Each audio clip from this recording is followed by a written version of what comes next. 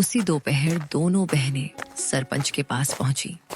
चौपाल में गांव वाले बैठे थे और वहां पहले से ही धर्मपाल बैठा हुआ था। सरपंच जी, हम आपके पास न्याय मांगने आए हैं। हमारे चाचा चाची जमीन हड़पना चाहते हैं और शायद पटवारी से मिलकर फर्जी कागज बनवा रहे हैं। हम अनाथ हैं, इसका मतलब यह नहीं कि हम बेबस हैं। हमें अपनी माँ बाबूजी की जमीन किसी हाल में नहीं देनी।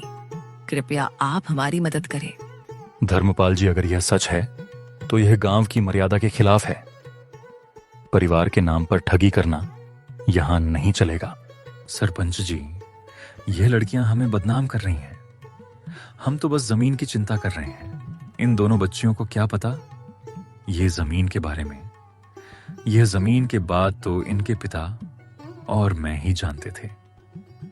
मेरा भाई तो अब इस दुनिया में नहीं रहा, इसीलिए अब मुझे ही तो सब कुछ देखना पड़ेगा। गांव वालों में फुसफुसाहट होने लगी।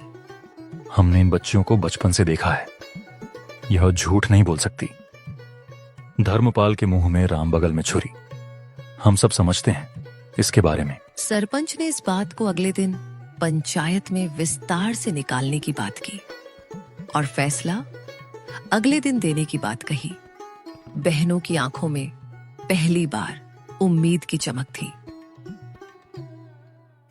रात को झोपड़ी में दोनों बहनें आपस में बात करती हुई, दीदी क्या कल हमारा साथ देंगे गांव वाले? देखते हैं क्या होता है। मुझे किसी पर भी भरोसा नहीं रहा है।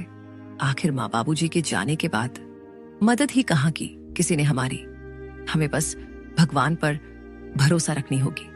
माँ बाबूजी तो नहीं है, पर उनका आशीर्वाद जरूर है हमारे साथ।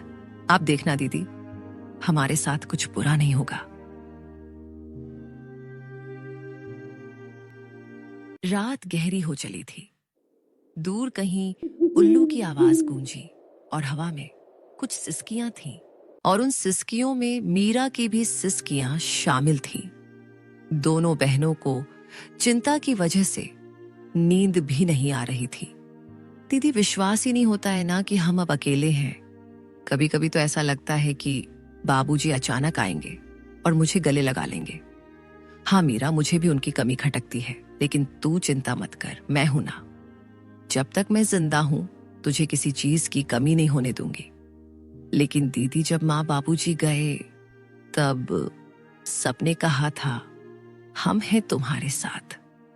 फिर धीरे धीरे सब दूर होते गए। चाचा चाची तो जैसे बस हमारे हिस्से की जमीन के लिए ही हमारे करीब थे। ज्योति की आंखों में आंसू थे, लेकिन उसने उन्हें छुपाया। उसे अपनी बहन के सामने कमजोर नहीं पड़ना था। मीरा, रिश्ते अब खून से नहीं धन दौलत से बनते हैं, लेकिन हम भी अब चुप नहीं रहेंगे। अगर हमें अपने अधिकार के लिए लड़ना पड़े तो लड़ेंगे। सुबह होते ही गांव में एक अफवाह फैल गई कि धर्मपाल अब पंचायत से कहकर जमीन अपने नाम करवाने की तैयारी कर रहा है। गांव की गलियों में लोग कान्हा फूंसी करने लगे। अरे सुन सुग्गो, धर्मपाल ने तो कमाल कर दिया। अपने ही भाई की बेटियों को बेघर करना चाहता है। हाँ काका, कैसा रिश्तेदार है। अपने ही भतीजों को बेघर करने में तुला हुआ है।